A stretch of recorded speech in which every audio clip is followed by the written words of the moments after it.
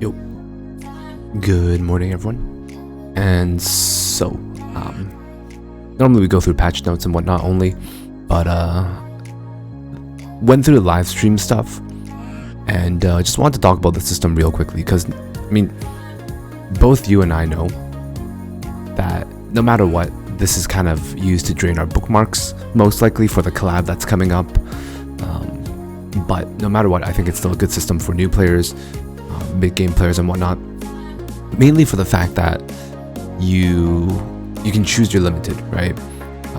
Especially with 3 different limiteds in here, right? If you get lucky, let's say, you know, you're lucky enough to randomly get one of the ones that you don't have, you only have DN, you get Cerise, then you can just pick Landy, right? So in that situation, it's a lot better. But the only issue this comes with, obviously, is, you know, if you have 2 of them, then you have to pull for the pity, most likely, unless you get really lucky.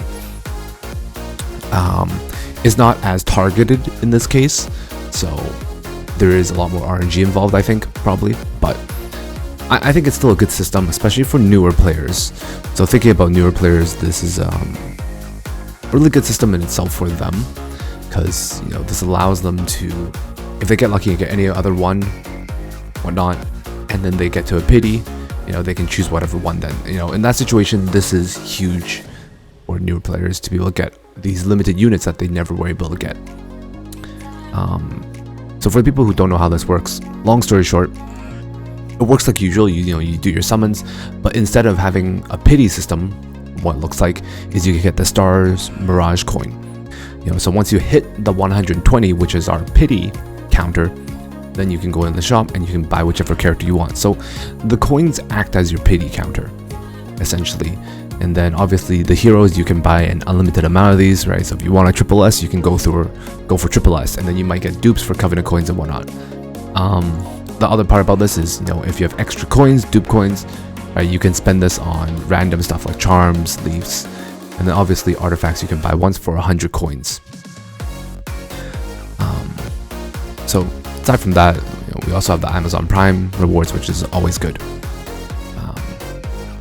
But yeah, I just want to talk about the system a little bit, let people know a little bit earlier who don't already know that this is coming out. I mean, and to be honest, to be ready for it. Alright, aside from that, went through the patch notes a little bit. Not too much this week. It's typical, you know, new story, chapter 6. You know, there's a new piece of gear, which is good. It's health percent main with effect resist, speed, and defense percent substats. This is great. It's good here for you to have. It's a good piece of gear. Something like Katie's Hunt Floor 12 to 13, aka, you know, penetration set, hunt only. Right? Injury, revenge set aren't very good, so it doesn't really matter there. Aside from that, Epic Pass, I think, oh, there's that there.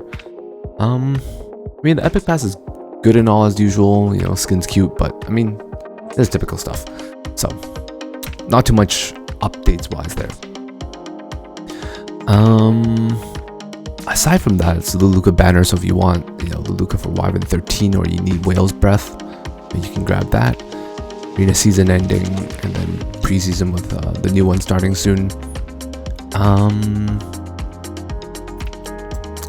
Yeah, aside from that, there's not much more, to be honest.